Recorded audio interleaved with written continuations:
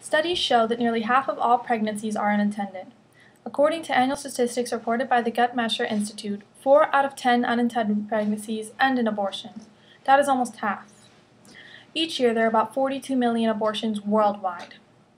Not many really understand the full process of abortion or what it really means, and sadly, this results in millions of babies' deaths each year.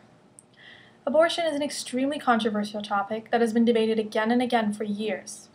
Pro-life supporters argue that abortion is murder, and that fetuses are real humans right from the point of conception. Pro-choice supporters argue that since the human personhood technically cannot be completely determined, then a woman should have the right to decide whether or not to continue her pregnancy at that time. To be pro-life is to believe that the government is required to preserve all human life, and if they are to punish any other human being for murder, this type of murder should be punished as well, no matter what the value or quality of life seems to be at that time.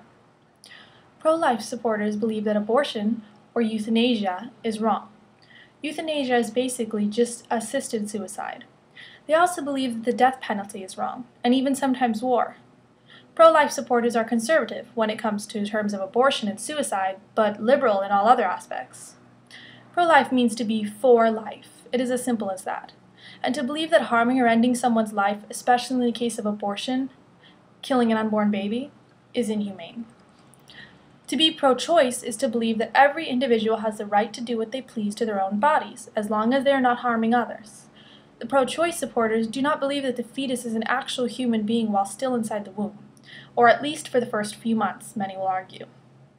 This is why they believe that it is entirely up to the mother to decide whether or not to terminate the pregnancy.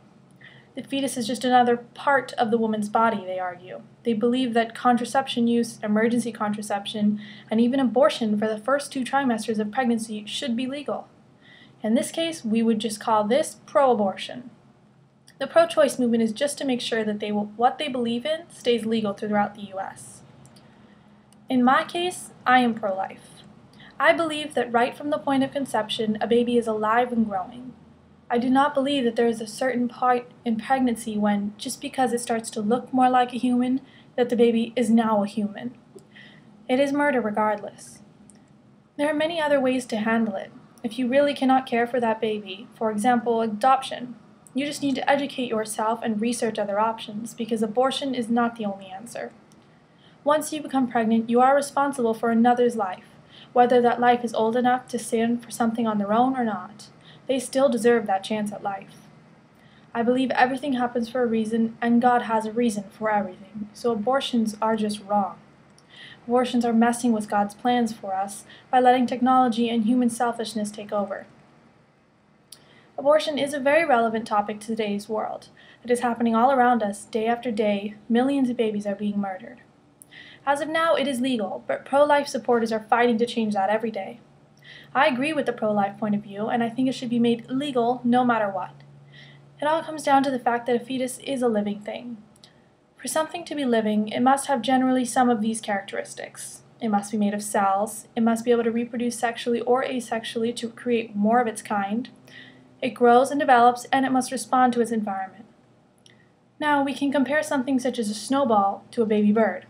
If you throw a snowball down a hill, yes, it grows and develops, but it does not have cells, and it is not a living organism. Now, a baby bird, on the other hand, does grow and does develop, and it is made of cells, as well as having the other characteristics which qualify to be a living thing. This goes the same way for a fetus inside the womb. It has been shown that the fetus even responds to the instrument used to end its life during the abortion. I believe if more people knew the facts about abortion, we could help stop it from being legal altogether. All it takes is for us to be informed and to form as many others as we can. Thank you.